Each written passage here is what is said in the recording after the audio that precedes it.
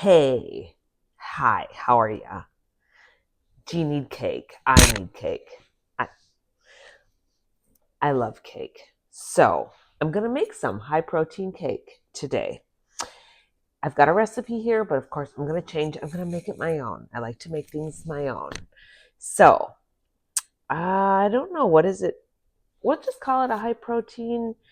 Just that real generic kids cake. Like I used to crave with the really thick frosting and just white cake.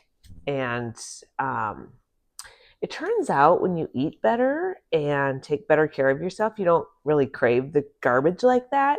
I mean, I thought that stuff was so good. And then it's like once you start eating like good food and you're not trying to restrict and you're not trying to be unhealthy in those ways, you find those things really don't taste that good when you do have them.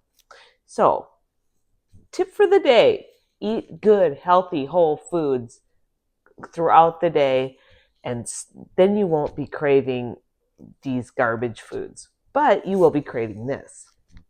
Let's get started. Okay, Greek yogurt is the first ingredient. It says 200 grams. So I have this all pre-measured to save us time so that we're not sitting here watching. That takes a lot of time to pre-measure. So, yeah, it helps. But the problem is it takes a lot of time. And then I forget what's in each of these bowls because they're all like the same powder things. So I'm hoping I'm grabbing the right ingredient. Anyway, I know that this is applesauce. So the next ingredient is applesauce. And actually, I had to open up a can of applesauce. It was actually a can. I I have not seen applesauce in a can, but it was a little can and it was open. So I'm like, well, now I have to use this up because I only used a little bit. So I wanted to use up my applesauce and I was like, well, I'll make cake. Why not? And okay, the granulated sugar, in one of my other videos, I used the sugar substitute. And I looked on the package more carefully and it said it measures cup for cup. And I was measuring it for grams.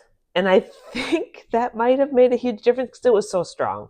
And I don't mind the artificial flavors. Like I know some people are more sensitive to it or they can't handle them.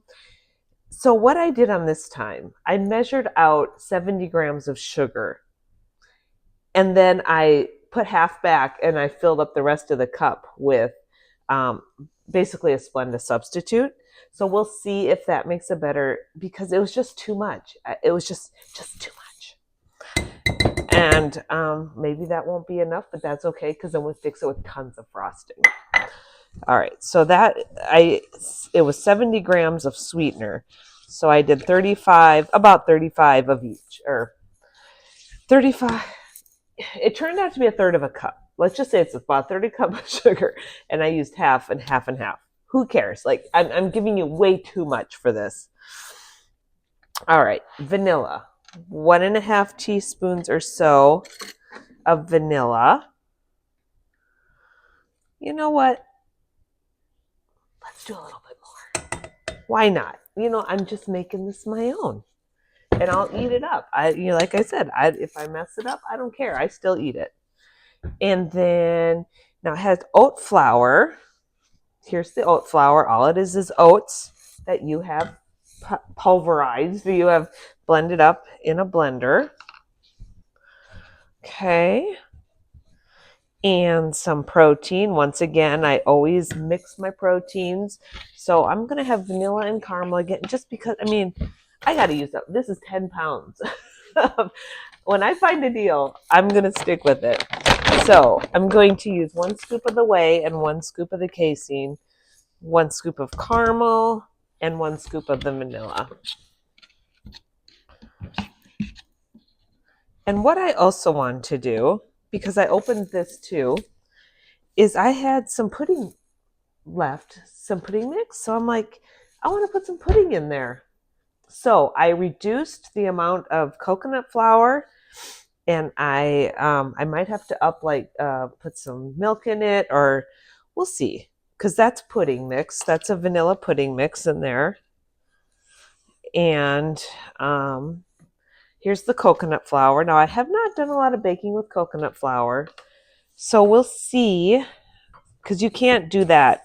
That's way too dense. It's way too drying out. So you can't just do a 1-to-1 ratio of regular flour.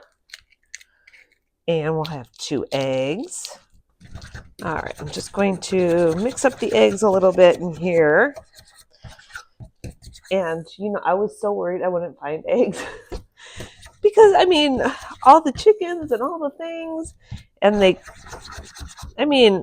were like $4 for 18, which I'm like, well, I'd rather have eggs than no eggs. But man, come on, little chickens. Let's get healthy here. Let's get some eggs going. And then just a little bit of salt. And I did forget this. Good thing it's sitting. I can read lists. I can read recipes. And I just overlook. I overlook things because I think I'm reading it, but I get lazy and I quit reading. Anyway, let's mix this up. And let's see, because I don't want it to be dried out because of the extra pudding. I did reduce the amount of coconut flour that I put in to make room for that pudding. And it looks pretty good. It doesn't look like it'll be too wet or too dry.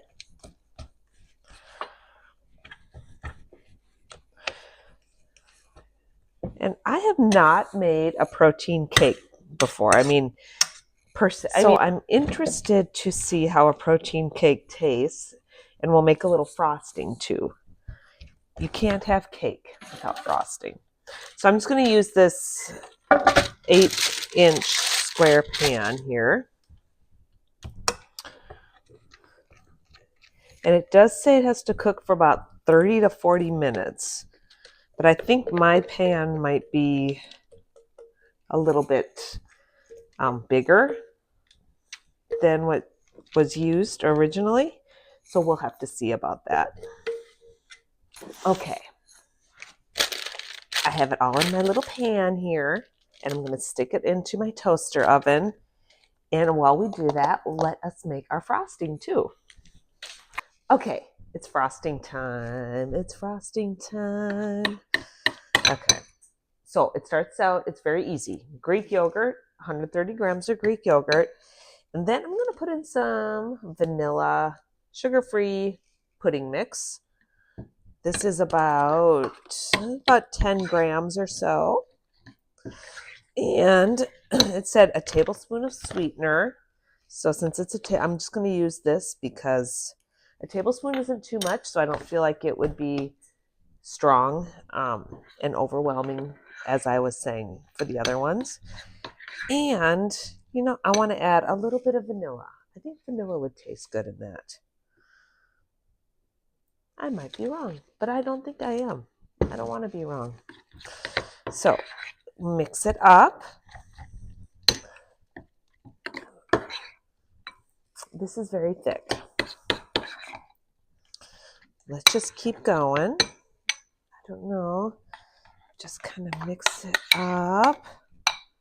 And I'm making a mess. I'm sorry. I think it could use a little bit more liquid. I'm just going to add some milk to it just to thin it out a bit.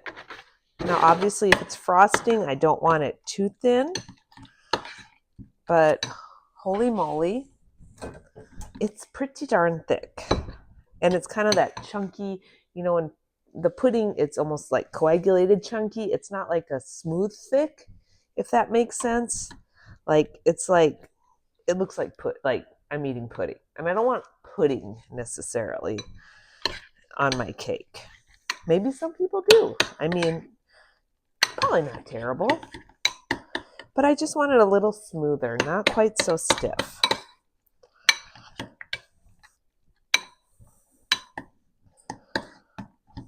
And I have a feeling over time this would thicken up, obviously, because of the pudding.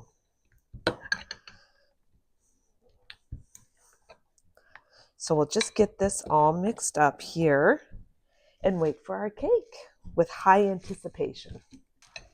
Okay, cake is ready. Sorry about my bowl there. I have cut myself a piece and frosted just one piece because here, now, there's the cake. It looks pretty good. Now, it looks kind of grainy. It almost looks like cornbread, but it smells. I don't know how it tastes.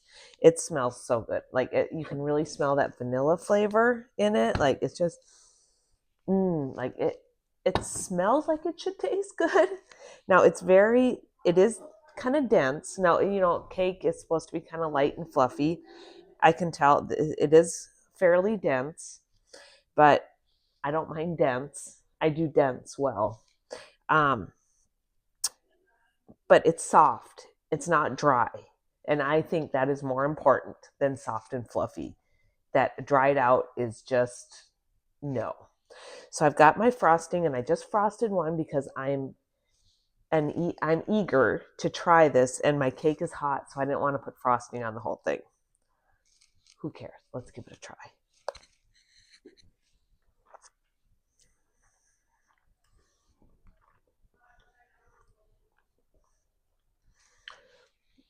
Maybe when it's cooled off for a while, it will have more flavor, but honestly, there's not a ton of flavor in the cake.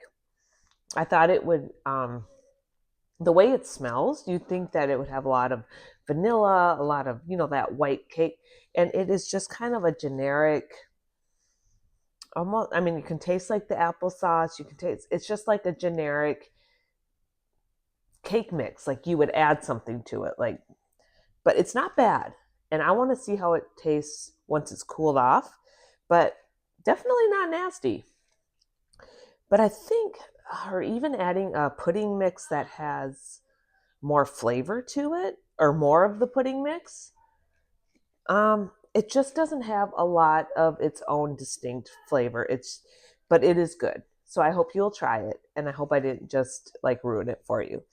But I need to go back to it when it is cooled off because things change, obviously. And it's a high protein, lower fat cake. You know, it's not going to be Betty Crocker. All right. I hope you try this and I hope you have a wonderful day. Bye bye. Okay. Watching this back and editing, I realized that I made this cake sound really not great. And that is not the case at all. Once it is cooled, you can definitely taste much more flavor in the cake. I've been eating it throughout the week. I'm definitely going to make more. So, what I'm trying to say is let it cool off. Don't get so eager that you eat it hot, and you will enjoy it much more. Bye bye.